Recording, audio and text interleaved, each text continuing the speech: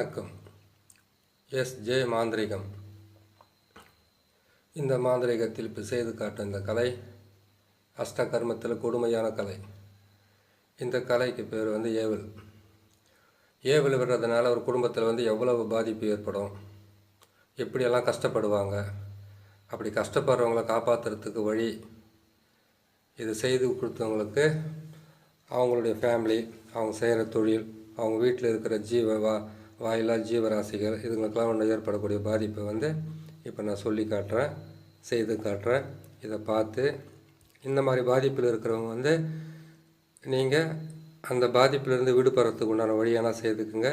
இல்லை செய்து கொடுக்குறவங்களும் இந்த மாதிரி பாதிப்பு அதிகமாக யாருக்கும் பாதிப்பு இல்லாத மாதிரி செய்து கொடுங்க. ஏவல் என்பது புத்து மண், காடு மலைகளில் இருக்கிற புத்து மண், சாமி கும்பிட்ற புத்து மண்ணெல்லாம் எடுக்க மாட்டாங்க. காடு மலைகளில் இருக்கக்கூடிய புத்து மண்ணை கொண்டு வருவாங்க. சனிக்கிழமை இறந்தவனுடைய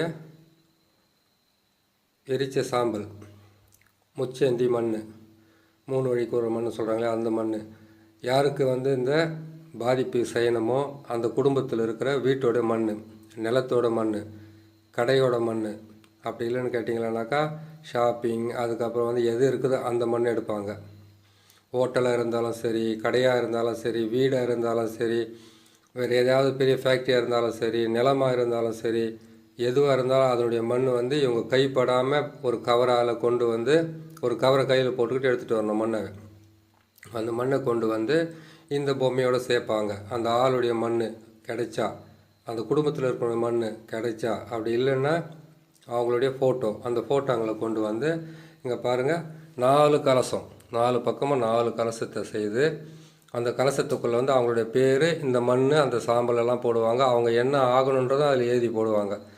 கெட்டு போகணுமா, நோய்வாய்ப்படணுமா, இல்லை மரணம் அவங்களுக்கு கொடுக்கணுமா, இல்லை செய்கிற தொழில் தடங்கள் ஏற்படணுமா, அப்படி இல்லைன்னா அதுவும் இல்லைன்னா அவங்க குடும்பத்தை தீராத சண்டை, தீராத வியாதி, தீராத பிரச்சனைகளை உருவாக்கணுமா, அதுக்கு இந்த பொம்மையவை பயன்படுத்துவாங்க. பாவைன்னு சொல்லணும்.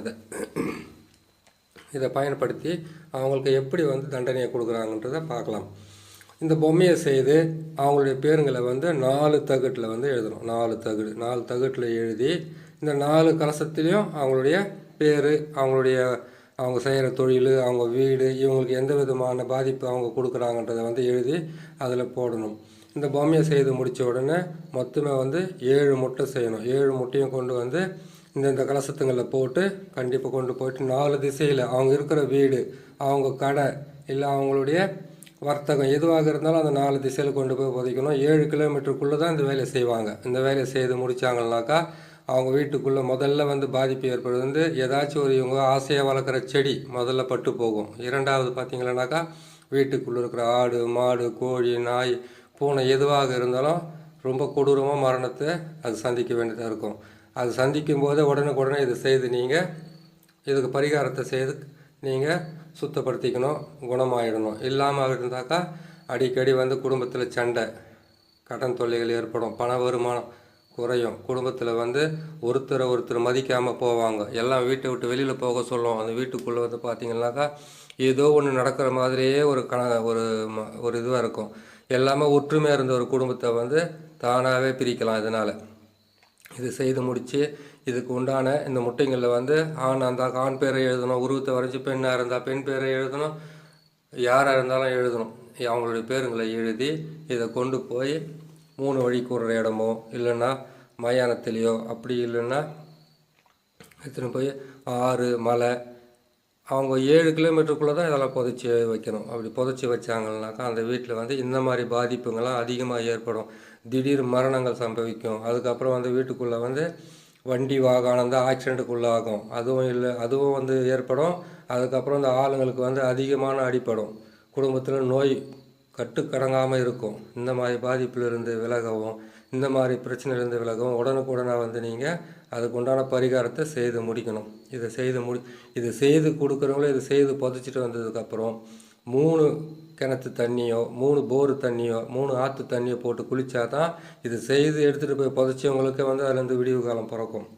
அப்படி இருக்கும்போது இந்த பாதிப்பிலிருந்து இந்த பாதிப்பு உங்கள் குடும்பத்தில் இருக்குதுன்னா இதுக்கு உண்டான பரிகாரத்தை உடனுக்குடனே செய்து நீங்கள் இது பண்ணுங்கள். அப்படி செய்து கொடுக்குறது ஏவல் பொம்மை எப்படி செய்து கொடுக்கணும்னு கேட்டிங்கன்னாக்கா, இந்த பொம்மையை நல்லா பாருங்கள். இந்த பொம்மையில் வந்து பொம்மை செய்துட்டோம். பொம்மை செய்து முடிச்சோன்னா தகடு அந்த ஆளுங்களுடைய பேரை எழுதி மார்பில் ஒன்றும் அடிவகத்தில் ஒன்றும் அதை வந்து நம்ம அந்த தகட்டில் எழுதி புதைக்கணும். அதில் வந்து பதிச்சுட்டு அதுக்கப்புறம் மொத்தமாக பார்த்தீங்களானாக்கா மொத்தம் 7 ஆணியை செய்து அந்த 7 ஆணி வந்து தலையில் ஒன்று, கழுத்தில் ஒன்று, கையில் ஒன்று, இந்த கையில் ஒன்று, அடிவகத்தில் ஒன்று, இந்த காலில் அந்த காலில் ஒன்று அந்த பொம்மைக்கு குத்தணும். குத்துறதுக்கு முன்னாடியே வந்து 2 எலுமிச்சம்பழத்தை பலி கொடுக்கணும். பலி கொடுத்ததுக்கப்புறம் இதில் வச்சுருக்கிற எல்லா தகட்டையும் கொண்டு வந்து 4 கலசத்துலேயும் போட்டு அந்த 4 கலசத்தையும் கொண்டு போயிட்டு அவங்க வீடு இருக்குது, கடை இருக்குது, அவங்களுடைய வந்து தொழில்ஸ்தானம் இருக்குதுனாக்கா 4 திசையில் 4 பக்கம் கிழக்கு மேற்கு வடக்கு தெற்குன்னு சொல்லக்கூடிய 4 திசையிலையும் கொண்டு போய் புதைச்சிட்டு வந்தாங்கன்னாக்கா அந்த குடும்பத்தில் இவ்வளோ பெரிய பாதிப்புகளெல்லாம் ஏற்படுறதுக்கு உண்டான வாய்ப்புகள் நிறைய இருக்குது.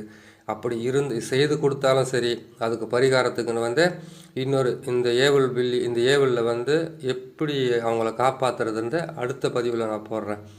இதை பாருங்கள். பார்த்து உங்கள் குடும்பத்தில் இப்படி ஒரு பாதிப்பு இருந்தால் உடனே க்ளீன் பண்ணிக்கோங்க. செய்து கொடுக்குறவங்களா இருந்தாலும் இந்த மாதிரி வேலைங்களை செய்து கொடுக்குறத கொஞ்சம் யோசித்து செய்யுங்க. செய்து கொடுங்க. நல்லது நடக்கட்டும், நல்லபடியாக நடக்கட்டும். இந்த கெட்ட வேலைகளை செய்கிறதுக்கு முன்னாடி பல முறை யோசிக்க வேண்டியதாக இருக்கும். இந்த சேனலுக்கு வந்து புதுசாக பார்க்குறவங்களா இருந்தாலும் சரி, ஏற்கனவே பார்க்குறவங்களா இருந்தாலும் சரி, இதை சப்ஸ்கிரைப் பண்ணுங்கள், மற்றவங்களுக்கும் சொல்லுங்கள். நன்றி, வணக்கம். அடுத்த பதிவில் சந்திப்போம்.